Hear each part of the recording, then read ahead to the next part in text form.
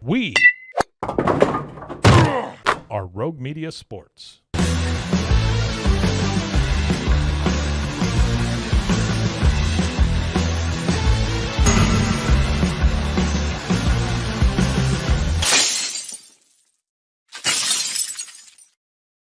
It is the Cam Show on Rogue Media Sports Network on this Friday. I'm your host, Cam Stewart. Zach Burke keeps us on the air 5 days a week. Today, we're talking Patriots. Drake Maye's awful week at OTAs and why it's stupid that everybody's overreacting to that.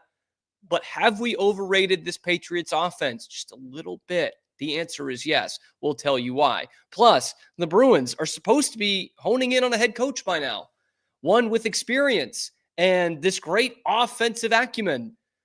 None of those things are true, and they continue to lie to you. Plus, in our special Friday segment, Zach and I will go over what we think should be the next Untold documentary on Netflix. And here's a hint. It's one that's actually not been told. All that and more coming up on this episode of The Cam Show. Patriots, OTAs this week. Obviously, no pads or anything like that. It's basically like 7-on-7 high school football.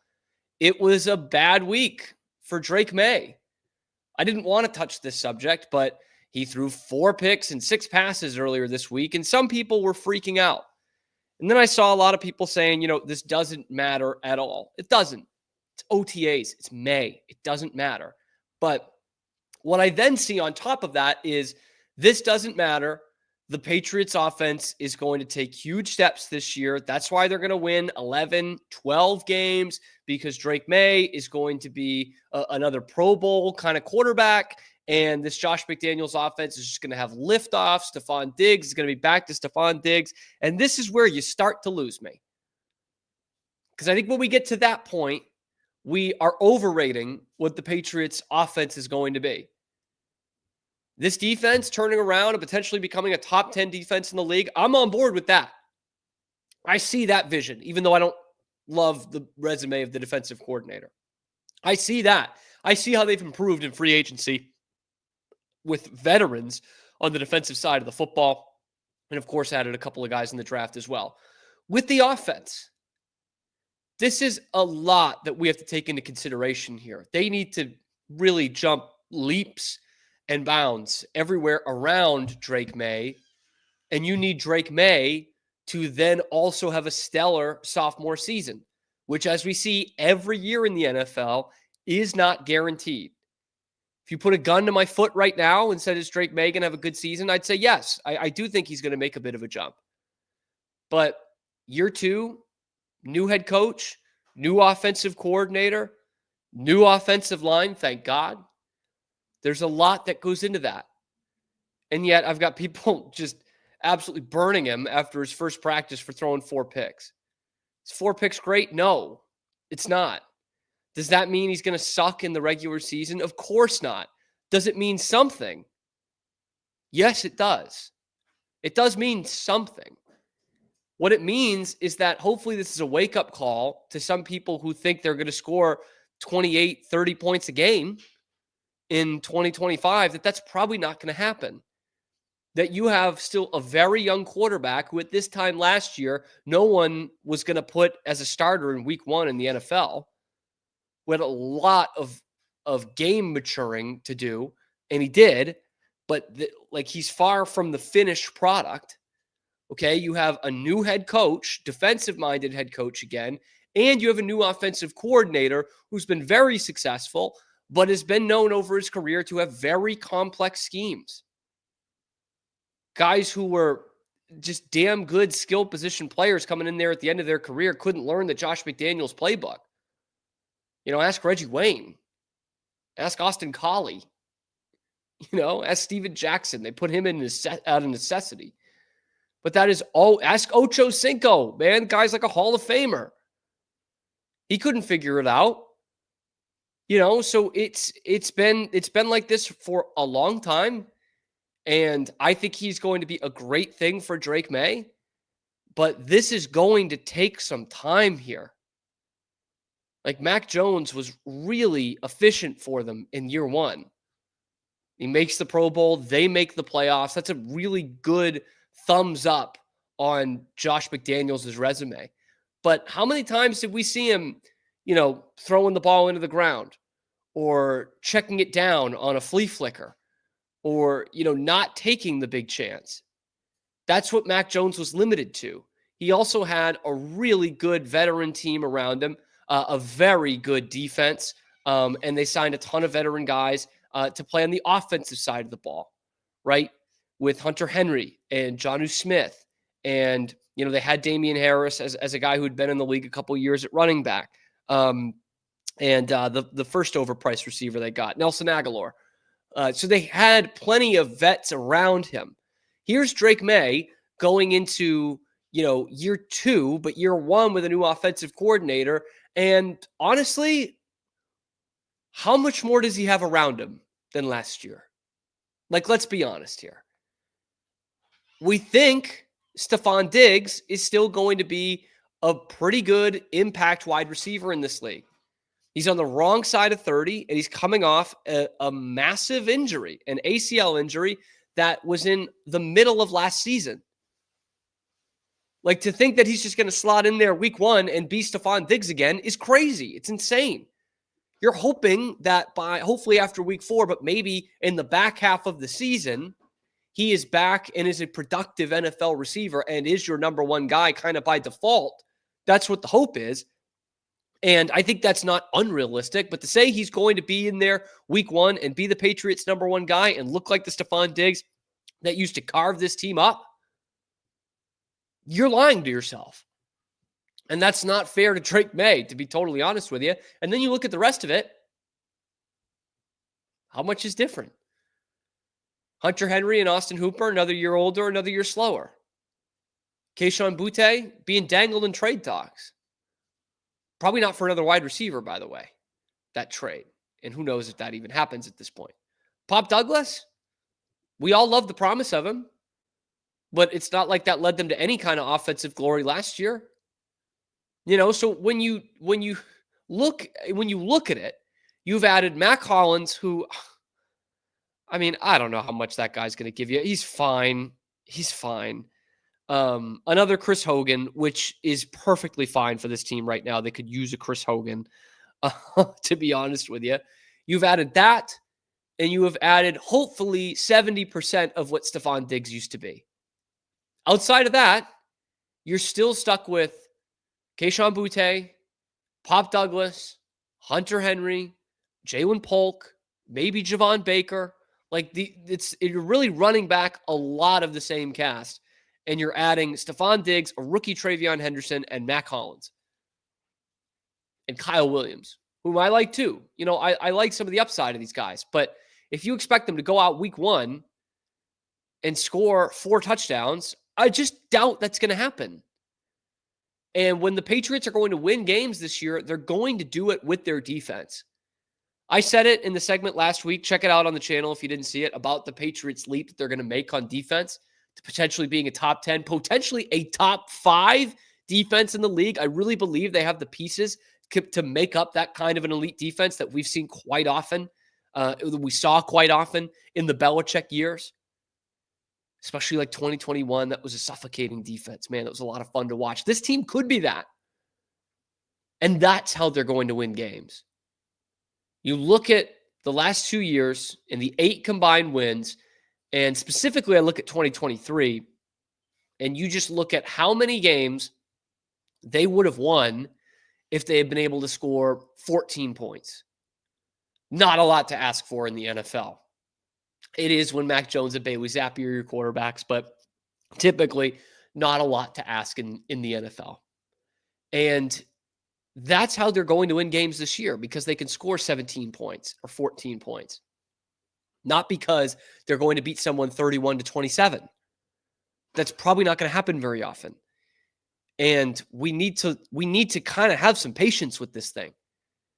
Drake Maye might not even look spectacular by week 6. Doesn't mean he's going to suck for the rest of his career. It just means we've got to get games under this kid's belt in the new system. The Patriots are going to win games this year on defense. And Mike Vrabel saw that right away. Of, hey, we love this kid. He's going to be the future of our franchise. Talking about Drake Maye. He's going to be the future. And I think we all believe he's going to be a very good quarterback in this league. But I'm going to bring in the guy who's best for his career, Josh McDaniels. Notoriously, it takes a minute. It takes a minute for these guys to learn. Now, we saw it mostly with Brady, and Mac Jones was great at learning it very quickly. But look at some of the other position groups, the running backs, the tight ends, the receivers who did not get it right away. James White and Shane Vereen basically sitting out a whole first year because they weren't grasping the playbook. Yeah, that's common. That's common for this guy, for Josh McDaniels. The results are what they are, and they're pretty good. But Mike Vrabel saw right away, if we're going to start winning, we need to build a better defense. Drake Maye will cover up some holes, but we got to give this kid some time to learn the Josh McDaniels offense. So I have been surprised at how many people have taken too much stock into a May 20th bad performance from Drake Maye when he's wearing shorts, throwing the guys for the first time this year. Of course, it doesn't matter to anything that Drake Maye throws 4 picks, but Christian Gonzalez is having a great camp because he had 2 of them. It's just, it is what it is. But the Patriots are not going to be winning games this year on the right arm of Drake Maye. That will come in the future. That will come in the future, in my opinion. But they're going to win games on defense this year, which leads me to kind of my final point that I'll go back to. It's not just automatic that he's going to be dynamite in year 2. And I'm stunned at how many Patriots fans just automatically Sharpie that in. Like, we just saw it. Drake Maye has better arm talent and better physical tools than Mac Jones did. And I think we all like the trajectory of Drake Maye even better than we like the Mac Jones trajectory when things were going well. Right? I think we can tell there's a clear difference there. But Mac made a Pro Bowl for whatever that's worth. And more importantly, his team made the playoffs. He led them to the playoffs, man.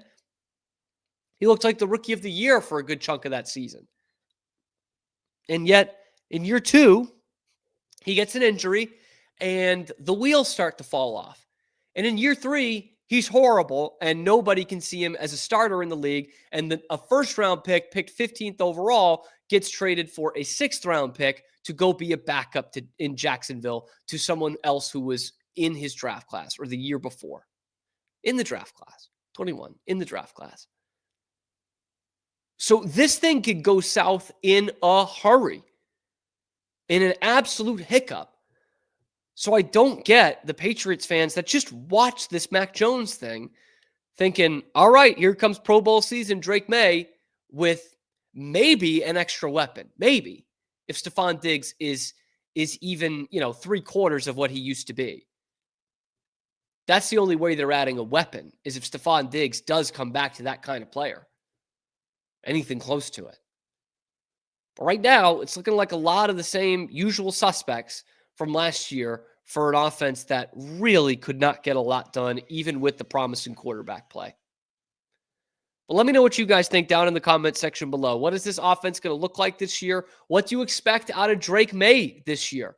Let me know in the comment section. Be sure to like the video, subscribe to the channel. It's completely free, and it helps me keep my job. We're coming at you 5 days a week live on YouTube, and then wherever you get your podcasts as well. Check out the other videos on the channel to see what we're talking with the Patriots, as well as everything else going on in Boston sports.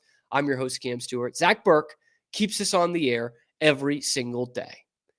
Coming up on the Cam Show, let's talk about those Bruins. They are so close to a head coach that doesn't fit any of the criteria that they laid out for their head coach. Boy, this just gets better and better. We will talk about that next on the Cam Show. We'll be right back after these quick words from our sponsors. This is Rogue Media Network.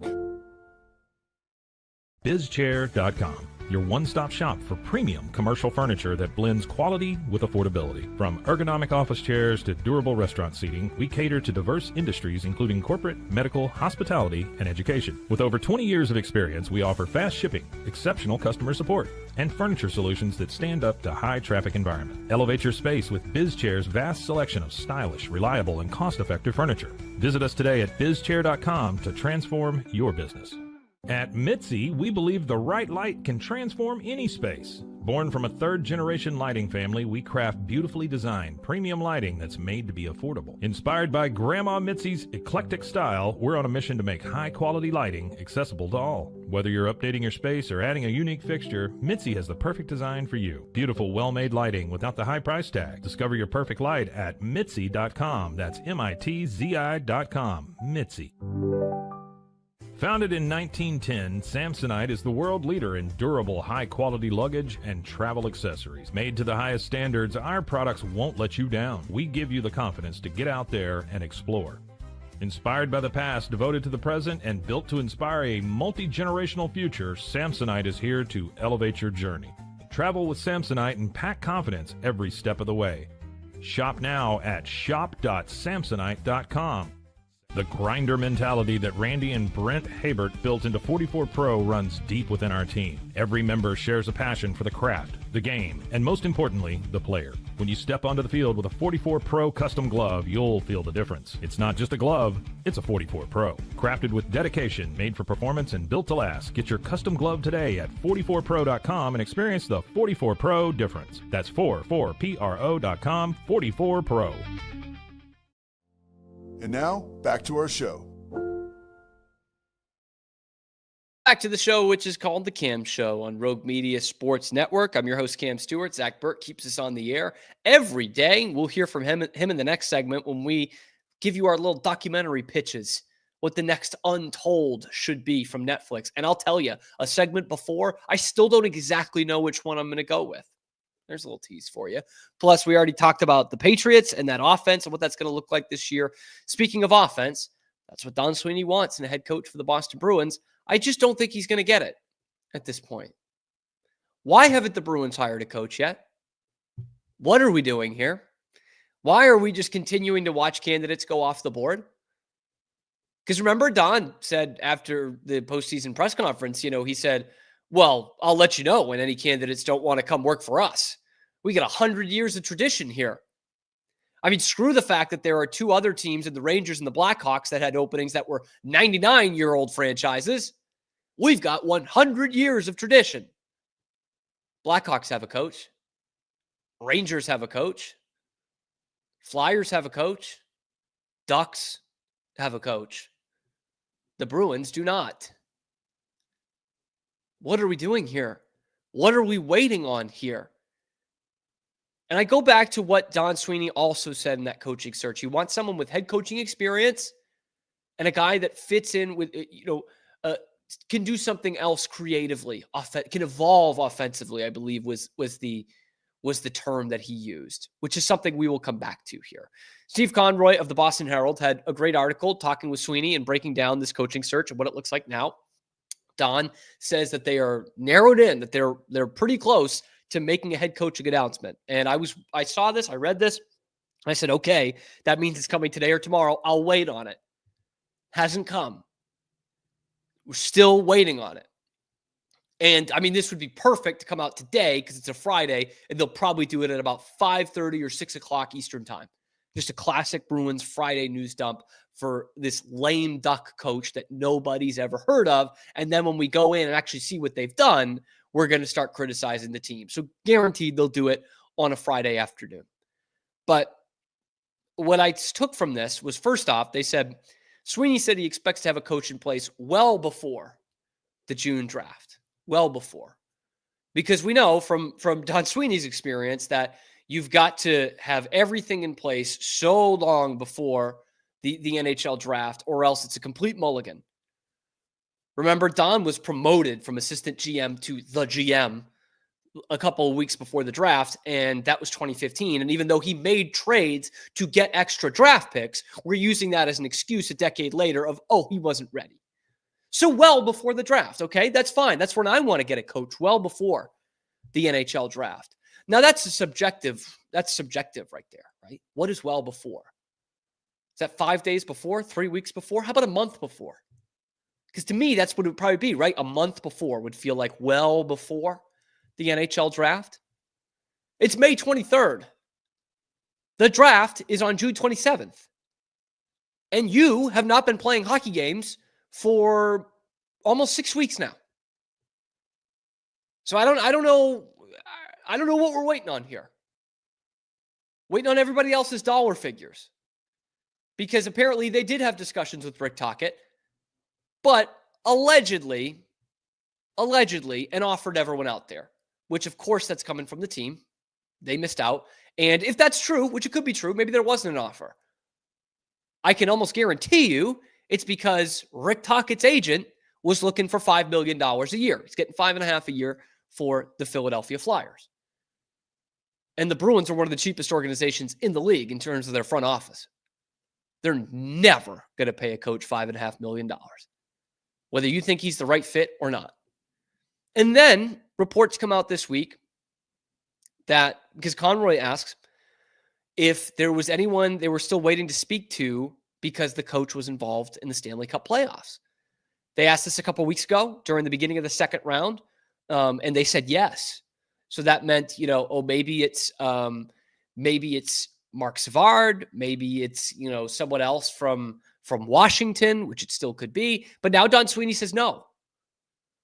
He said they're not waiting on anybody that's still in the playoffs. So that eliminates one of the only guys that fits the evolving offensive mind category that Don Sweeney had in mind. That's Misha Donskov from the Dallas Stars, an assistant coach who has never been a head coach before.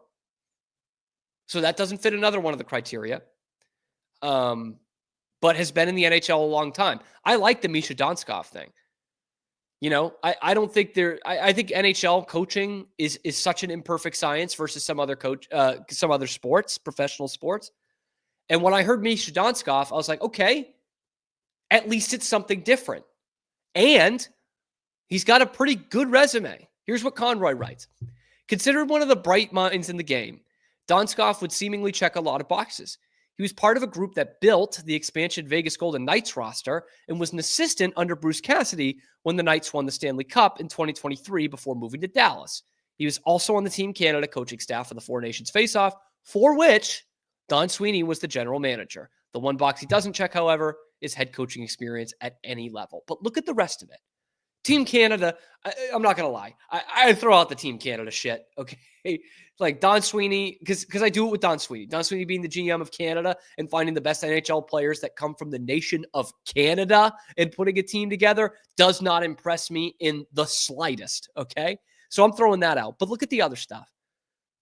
He was part of the expansion Vegas Golden Knights that went as an expansion team to the Stanley Cup final in year number 1 and became one of the most consistently good franchises in the NHL to the point where they won the Stanley Cup under the best coach that Don Sweeney fired, which was Bruce Cassidy.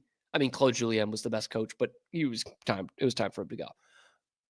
And won a cup with Bruce Cassidy with the Golden Knights. And then all he does is go and join one of the other model franchises in the NHL, the Dallas Stars, who have made it to back-to-back Western Conference finals and are 3 wins away from going to the Stanley Cup final.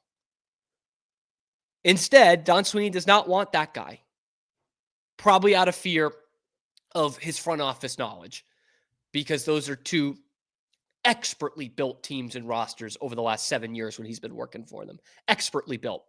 And he knows Don Sweeney. Don knows that he can't put up together that kind of roster himself, and he doesn't want Misha Donskov in there trying to call the shots. So instead, they're looking at Jay Woodcroft, Marco Sturm, the assistant from Washington, whose name now I don't remember, Luke Richardson. That's it. The old coach for the Blackhawks, who got fired this year. That's what they're looking at. That's what it's come to. The second all-time winningest coach in NHL history is off the board. He's coaching in Anaheim, And the Bruins are looking at an AHL coach in Marco Sturm and Jay Woodcroft, who got fired early in the season last year. Now, a lot of people like Jay Woodcroft. Okay. He got to a conference final with the Oilers. He was a guy the players really liked. And, I saw this stat pointed out. He's 15th all time in NHL coaches for points percentage. Jay Woodcroft. And this is taking everybody into account, even guys who coached one game. Jay Woodcroft is number 15 all time. That's ahead of Bruce Cassidy, by the way. It's ahead of John Cooper. It's ahead of Toe Blake. But it's also behind Jim Montgomery. Jim Montgomery's number 10.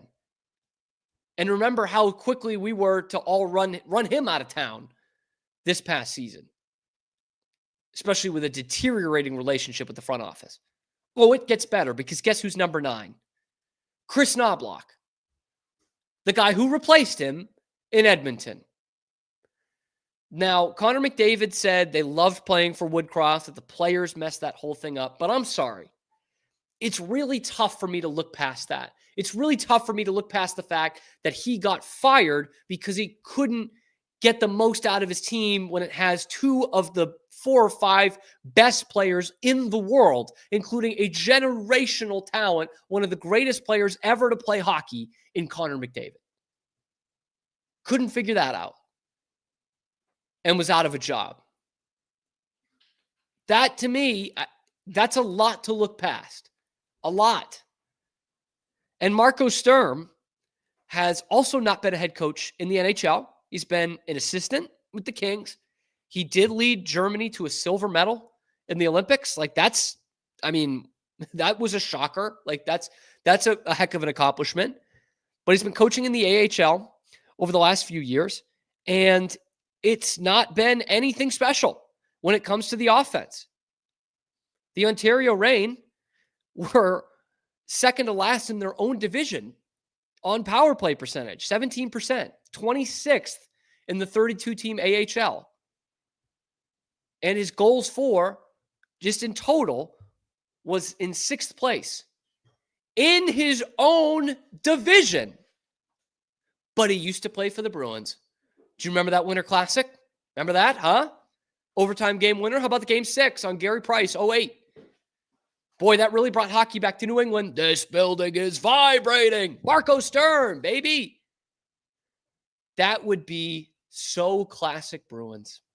So classic. If you look at the history of the Bruins for decades and decades and decades, all they did was just hire former players, right? Forever. From Tom Johnston to Jerry Cheevers, Jean Rattel, Terry O'Reilly, Mike Milbury, forever. It took Pat Burns in the late 90s to finally buck that trend. And it looks like they might go right back to it. Because I'm sorry. What has Marco Sturm proven? What has Marco Sturm shown to say that he's going to come in here and evolve offensively and the Bruins are suddenly going to unlock the offense outside of David Pastrnak? Come on, dude. And I feel bad for Joe Sacco at this point. The poor guy. He's just being strung along. Oh, no, Joe's part of our search. Jay Leach is part of our search. If it's one of those two guys, they should be handing out free fucking tickets.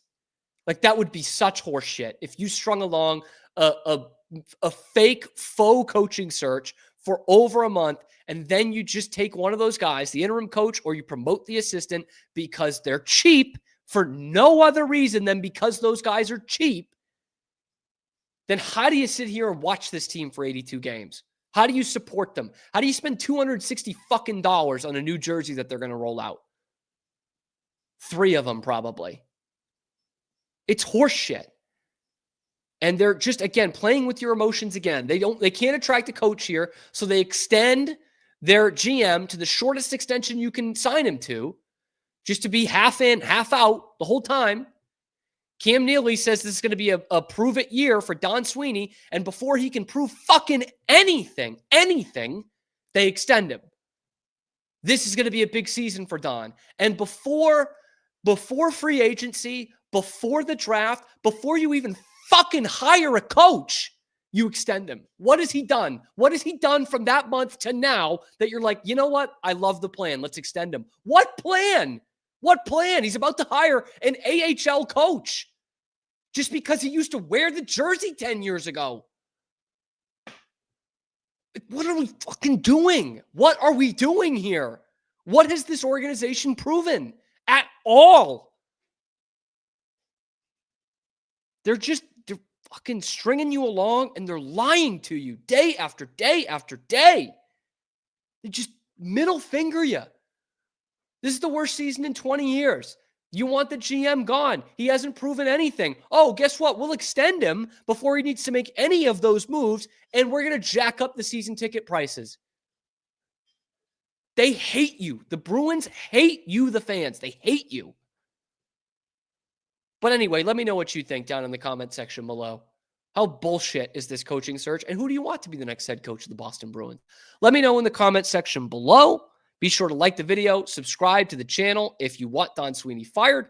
And also make sure to join us 5 days a week live on YouTube and then wherever you get your podcasts. Check out the other videos on the channel talking Bruins and everything Boston sports. I'm your host, Cam Stewart. Zach Burke keeps us on the air 5 days a week. Speaking of Zach, we're going to bring him in here. What do you want to be the next Netflix untold sports documentary? That's coming up next to take you into the Memorial Day weekend on The Cam Show. We'll be right back after these quick words from our sponsors. This is Rogue Media Network. I don't know, if Bubble wasn't here, I don't know what people would be doing, like making PowerPoints or something. Bubble allows you to make it real and for it to actually work.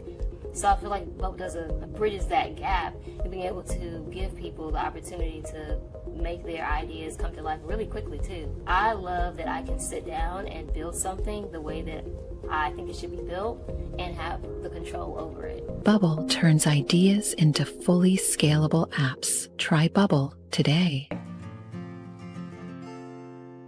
Hi, I'm Jo from Face Theory. You're going to want to have a specific goal for your skincare routine. What do you want to achieve? Active ingredients are really strong, and if you're using too many at once, your skin can get overwhelmed. Don't overspend on products. Choose products that have scientific research behind them. At Face Theory, if you're not happy with a product, just say so, just give us a shout and we'll give you your money back, no problem.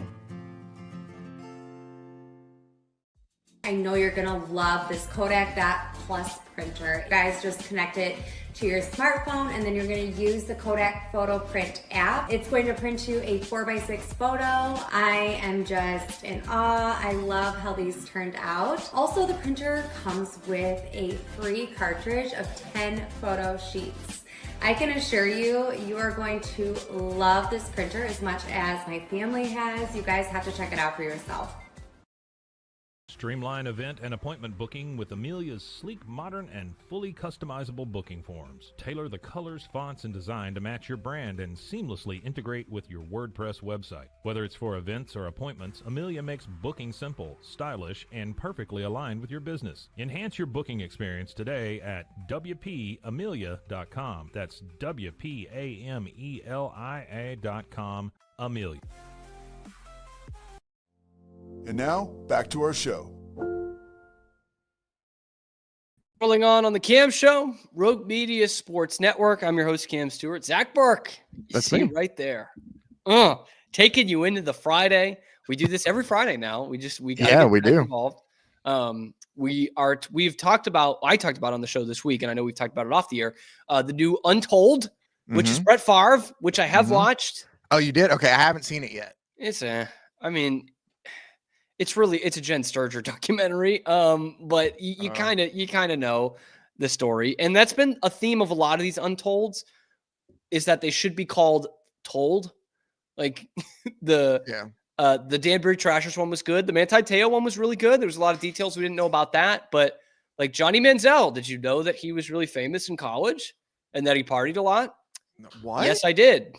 Swamp Kings, Urban Meyer. Crazy down there at Florida, and they won a lot. Yup. Got it. I guess the thing... Aaron McNair, he was killed. We have no theories. We have no insight. He was murdered. Okay. So that got us to thinking, what should be the next untold Netflix documentary? Because there's plenty of potential in there. So what are the answers, the burning questions that you have about sports history? Zach, I'd like to start with you. Okay. So I thought a lot about things, and I've also tried to think about things that were kind of in my lifetime, obviously, because a lot of these, stories that I have and I watch, like, obviously I am into like what happened with, the 80s Showtime Lakers, but like I wasn't there to enjoy it. So it doesn't have that same kind of, there's a little something different when something pops up like the Gilbert Arenas thing with the shooting guards, because it's like, oh yeah, no, I remember when that happened. Like, it gives me more reason to kind of dive into it. So I wanted to find something kind of like that made me think would be, something really good that they could do.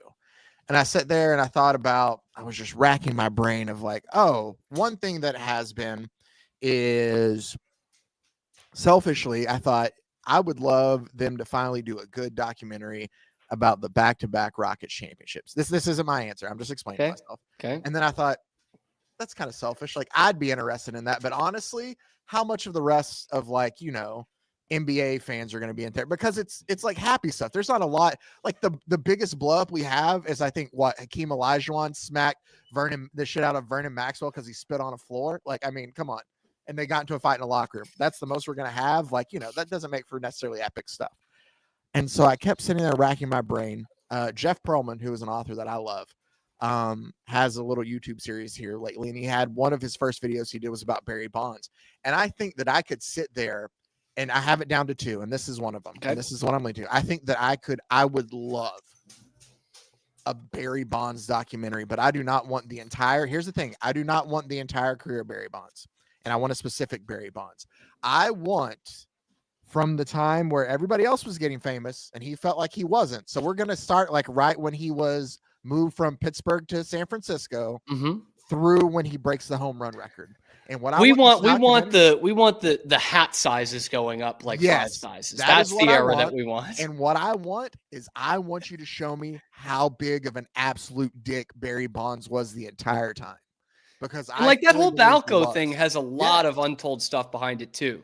Like, listening to Jeff Pearlman tell the stories, because he wrote a book about Barry Bonds. So he's a man who knows like a lot of it. And he makes a joke at the beginning of it, which kind of feels bad, but I just don't think that, I think, unfortunately, we're just uneducated masses now. So a lot of people don't read when they need to. And so they miss out on stuff like this. But he said that it was one of his worst performing books because people don't necessarily want to spend $20 on an asshole. But I disagree. I think that they would love to hear stories about that.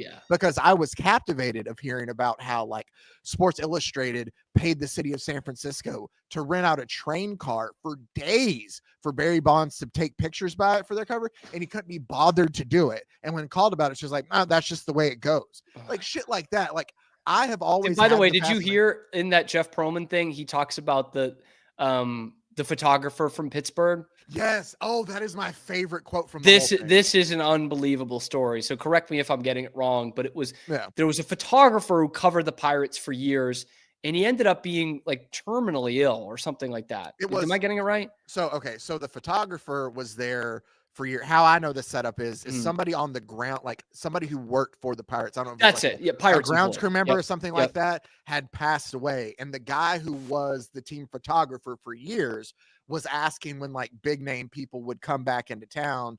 Like it's late 90s. So like Sean Green, Gary Sheffield are with the Dodgers. Hey guys, do y'all mind signing some of the stuff for charity? Oh yeah, no. We'd love to. I'm sorry, I didn't mean to take over your story. No. You know it better. This is good. So they would like sign bats and sign balls and stuff, and they'd raffle them off. Exactly, we're gonna raffle it off, and all this money is going to this guy and his family and all of that.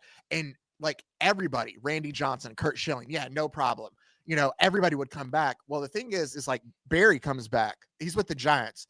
And he comes back, and this is the guy who was like the team photographer when Barry played for the Pirates. He would constantly ask Barry for pictures, and he would like hunt it down and get it for Barry, like without charging him for stuff. Like he would do this all the time. So he sits there and like he asks Barry when he comes back in, he's like, hey, tells him the whole story. Like, dude, do you mind like signing stuff like all this? And Barry Bonds essentially looks at him and goes, man, no, I'm not going to do that. Fuck him and fuck you for asking me. And just kind of like walks away.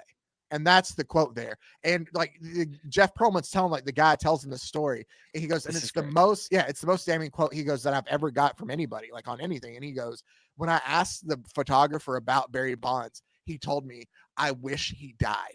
Like, I hope that he dies. I hope he fucking dies. Yeah, I hope he dies. And I'm just like, damn.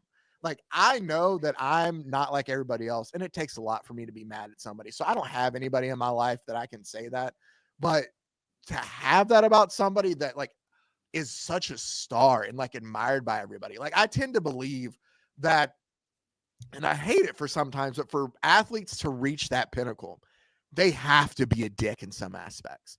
Like sure. it just seems like they go hand in hand. Like Michael Jordan, phenomenal basketball player. I don't think anybody's going to argue with it. He's a massive asshole.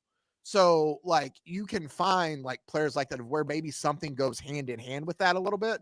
But also, as Jeff Perlman will point out, like Barry Bonds was raised by a dad and Bobby Bonds, who was kind of shit on by the media and stuff. Yeah, and like there is very some, bitter guy. Yeah, there is some validity to it, but still, it doesn't warrant some of the assholery that Barry Bonds did. The only other one, and I'll make this one just a little bit shorter, I just think it would make for a really great thing. Although I'm afraid if they do it and they handle it like they did Malice in the Palace, which was good, I just feel like they could have expanded upon it more and done a little bit better. I think that you could get a good story. I don't know if they would talk about it, but Latrell Sprewell and PJ Carlesimo. Oh, that's a good one. So I would love to. That's like a good one. Like I've heard stories from, obviously the other people who were like on the team, like in the practices while it is, and you have that, but that's all we have. I don't think I've ever heard really PJ talk about it too much, and he might not want to. It might be one of those things like Rudy T didn't want to talk about the punch from Kermit Washington I get why, but like maybe he doesn't want to. But I think that I don't know if Rudy T remembers it. No, totally. That could be. I went and I saw him speak, a couple weeks ago. Yeah, and the way he tells it, he doesn't. He just like, I ran over to help somebody. Next thing I know, I'm on the floor waking up, coming to, and I'm like, oh, this is blood. Hey, that's Walter Matthau. Like that's how he just kind of like remembers it. But, damn. I think, okay. I just think no, like Sprewell getting into the fight, I think he like left and came back before he choked Carlesimo too. So like there was like a build up to it. I just want premeditation, baby. Yeah. Like I just want to know the full story. Like it'll be entertaining and it'll be short too. Like that's in like 30, 45 minutes. Hell, I mean, love that. But I want to get some answers, which is an essential part of this, is that we think we can get some answers here. Yeah. And clearly there's no shortage of people who will be willing to speak on Barry Bonds. So I like that. Mine is also going to be baseball, but I'll tell you where I started. The one thing as a Boston sports fan, like I really want the answer to, is when we still have not gotten one, and there's only one guy who knows the answer, is why Bill Belichick benched Malcolm Butler in that Super Bowl. In a Super Bowl that begged for one stop. Like if they had just made one defensive stop in that whole fucking game, they win another Super Bowl. And there's still no clear reason as to why he was benched. Malcolm Butler still has no idea, or at least hasn't said it. Maybe he does know. And that was my first thought. But then I just said, like, we're just not going to get an answer. Like, it's just going to end up being Swamp Kings. I just want to add in real quick, just before you move on to the next one. It's funny you say that because, I saw the clip like this week of where, is it the Dynasty documentary or whatever it is, where they bring it up to him. And Bill's like, I thought we already talked about that. Like, he just wants to move on from it. And it does seem like it's something it's probably the biggest single mistake in his entire coaching career. And I mean, yeah, because dating Jordan Hudson's a different one. But like, it's probably the biggest mistake he's ever made as a coach. And I don't. Do you have an idea? Do you think you have? No, I mean, I would say though, watching that team every week, like for years, it's not above Bill Belichick for him to bench Malcolm Butler for like being late to a team meeting, even if it's the Super Bowl and he's arguably your second best corner. And the guy that goes in for him, Eric Rowe, just gets absolutely annihilated in that game. They pick on him. They pick on him really bad in that game. But what I actually came to is another baseball one, the controversy, because that's what we need for Untold sports documentaries. And it's recent, very recent. I don't love doing that with documentaries, but I've made an exception here. Shohei Ohtani. Can we get an answer with this gambling thing? Because we have blown right past that. Well, like his trainer or his translator using Shohei's funds to bet on MLB games. Like, that's a little odd. Everyone loves Shohei Ohtani. I love Shohei Ohtani. He's a very likable guy. And it was really fun to watch him pitch and hit and everything. But like, that could be a massive, like top 5 baseball scandal ever if that's Shohei Ohtani betting on games. And we had this breaking news story, and then it just all went away. It just completely went away. And here now we have Pete Rose and Shoeless Joe Jackson doing 2 of the worst things in baseball history, being eligible for the Hall of Fame. And it's just so convenient that we have pushed past the Shohei thing. Because he's the face of the game. It's very, very weird. Like, we've gotten way more answers on the Astros cheating scandal than we did for this. And that's one that I thought about too. I would love for them to actually turn that into like a documentary to watch, because the was Evan Drellich. Evan Drellich. Drellich. Thank you. Book was phenomenal. Really like, good. to read. Yeah. But that was, so it would be, but you're right. We know like way more about that. We have just we've just taken it at face value. We've got, in a way, like, punishments for that. But it does feel weird at times where we question everything else, which just comes out and it's just like, oh yeah, no, it was for sure him. Oh, okay. And we just like drop it. Although, I mean, maybe it is just that clear cut and it just worked out so well for MLB baseball, for Major League Baseball. But like, that isn't, I would watch that. Yeah, like what? He's in jail serving, I don't know, however many years, and it's just like, we're done. Yep, that's it. Let me look this up. Wipe our hands of this. I'll give you the other one that I was thinking of. Okay. Because I don't know if it fits into Untold, but it should absolutely be a documentary. And this is recent as well, so I wouldn't mind them waiting a while. I don't know how much you follow the Premier League, but my Liverpool Reds are champions of England again. And for the last 7 years or so, 6 years, they had this impeccable rivalry with Manchester City. Okay.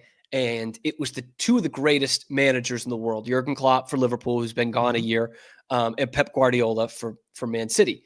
They have 2 crazily different stories. Like, Pep played for Barcelona and won the European Cup with Barcelona and played for Johan Cruyff. Jurgen Klopp never made it out of the 2nd division as a player in Germany. And they both went into management. Jurgen Klopp starts at his 2nd division club that he played for, gets them promoted for the first time ever. What does Pep start with? The B team for Barcelona. And then he coaches Barcelona and Bayern Munich, the number one, like the biggest powerhouse in Germany. And then he goes to City, which doesn't have this great legacy, but they have the richest owners on the planet. And they had already bought a couple of league titles. Klopp goes from Mainz and being promoted to Borussia Dortmund, who was classically like second fiddle in the German Bundesliga behind Bayern Munich. He leads them to 2 league titles, ends Bayern Munich's reign of terror. And then he goes to Liverpool in England, which has this great history, one of the great fan bases in the world, just absolute, like, big time culture, passion, history, allure, a franchise, a club that needs to get back to its winning ways.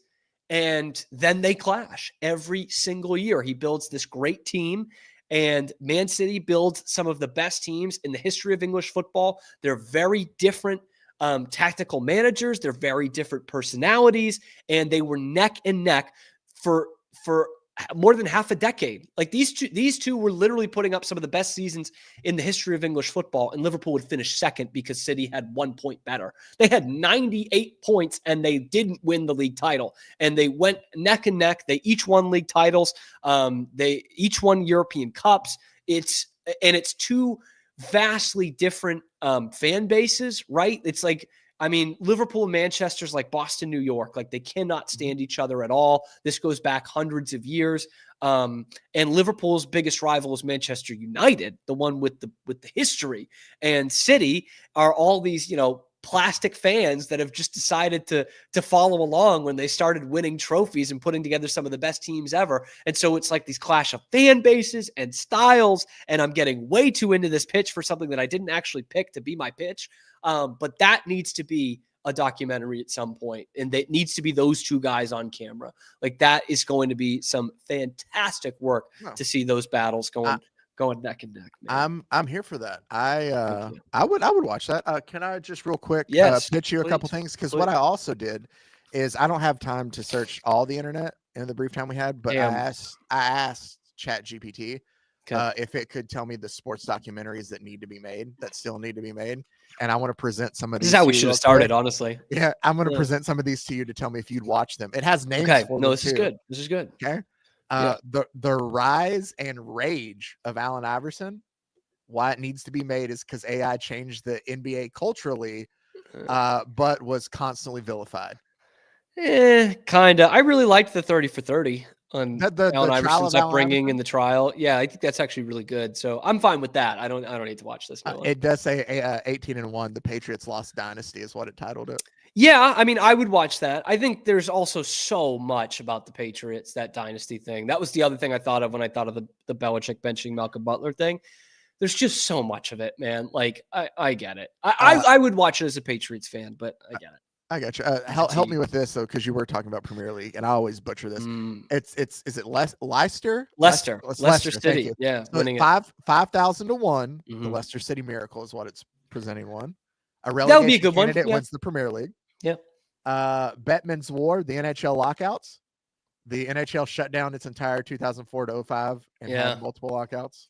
Actually, yeah, I would definitely, and I don't think there's ever been like a great book about it either. I would definitely dive into that, because it happens in baseball too, but every time there's a CBA that comes up, there's a work stoppage every time. Yeah, it does. And there's so much criticism of Gary Bettman for a guy who's grown the league so much. There's I think a lot of worthy criticism of him and how he treats some of his markets. So I think that would be a really interesting doc, especially if you get him on camera. Yeah, it does say greed, labor wars, and the price of modernizing a sport is the hook for it. Yeah. It's actually kind of a decent hook. That is a good, because that is a lot of it. And like what he did for hockey in the US, like Canadians especially are super bitter about it. You know, it's not their league anymore. It's actually a lot tougher to compete in this league as a Canadian team as it used to be with all the taxes and stuff. So yeah, it's interesting. Yes, I would watch that. Last two here from different 8 Bells, the price of the Derby, about the Philly who collapsed and died after finishing second at the 2008 Kentucky Derby. Is that Barbaro? I guess. I don't know. That's just I mean, yeah, you know what? I would green light it, because there aren't enough people who know about the treatment of horses. In fact, that is true. When we came back from the Derby. Oh no, 8 Bells is the horse's name. Okay. I didn't know if that was like how they do the winners, or like they ring 8 bells. I don't know. But when we were coming back from the Derby, so my girlfriend doesn't really follow it, neither do I, but her dad does quite a bit. And she didn't know that when a horse breaks its leg, they kill it. Like most of the time they just kill it on the track. And she couldn't believe that. And I'm like, yeah, there's probably not a lot of people that do know that. I understand why they do it. It's still crazy to me. And I think that would open up a lot of eyes to horse racing in whatever light that might be. So yes, I would look at that one. Yeah. Here is the last one, and you tell me if you watch it or not. The title it gives, and then I'll tell you why it says it needs to be made in the hook. The title, all right. WNBA, The Long Game. Why it needs to be made. A story of overlooked greatness, systematic barriers, and the league's fight for respect. It's Hook, 25 years of grit, greatness, and cultural change. Would you watch the WNBA documentary? No, I wouldn't. I just...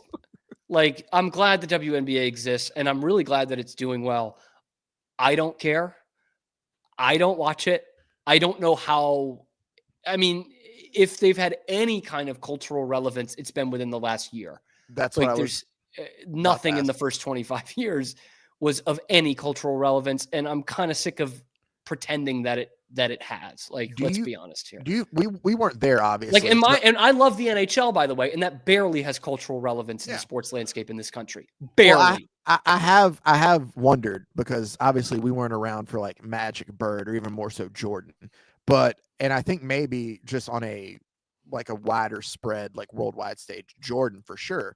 But a player be able to bring that many eyes to the sport of basketball, like we kind of saw that there. And maybe that's what Caitlin Clark is for the WNBA in a way, if it's finally like that star to bring it there. But yeah, until then, it's kind of like, and I'm not. And then we try to bring Caitlin Clark down at every turn. Oh, we're only watching it because she's a white girl. It's like, do you want the attention or do you not? Like that's where I'm at with the WNBA. Like, do you want it or not? You know, well, how much of it is WNBA people and how much of it is just, I don't know. Talking. Yeah, I know what you mean. I know what you mean. So I wouldn't, but I think something about the rise of the WNBA here in the last year or so, and it getting legitimate attention. Maybe there is something. You know, I would make one, but mine would be on how you could have a team like the Comets start off, win 4 in a row, and then just like move and fold because like just owners like it's just so like stuff like that. I'm interested in. What would be your next untold Netflix sports documentary? I'm interested to hear these. Leave them in the comments below. Be sure to like the video, subscribe to the channel. Thank you to Zach. You can find us live on YouTube every weekday except for Monday because it's Memorial Day. So guys, enjoy your Memorial Day weekend. And then you can find us wherever you find your podcast as well. I'm Cam Stewart. That's Zach Burke. We will see you on Tuesday on The Cam Show. Transform your workspace with Hanomi Ergonomics. From adjustable chairs to standing desks, we provide solutions for comfort and productivity, whether at home or in the office. Improve your posture, reduce strain, and work smarter. Visit us at hanomi.co today. That's HINOMI.co today.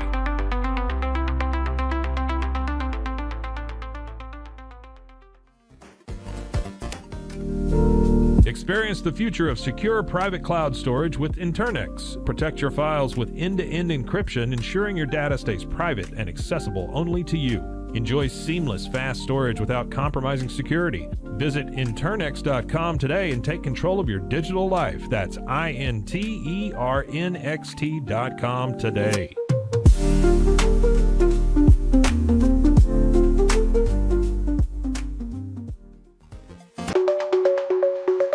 Protect your online privacy with NordVPN. Browse securely, access content from anywhere, and keep your data safe with military-grade encryption. Whether at home or on the go, NordVPN ensures your digital freedom. Stay secure. Download NordVPN today at nordvpn.com. That's NORDVPN.com. Hussein's, we understand that maintaining a healthy lifestyle can be challenging, especially in today's fast-paced world. That's why our mission is to make fitness accessible to everyone, anywhere. Committed to excellence, we adopt a user-centric approach guided by ergonomics and medical science. With a team of seasoned professionals in R&D, design, and manufacturing, we prioritize quality across our entire product line. Visit Tusains.com today and start your journey to better health. That's TOUSAINS.com.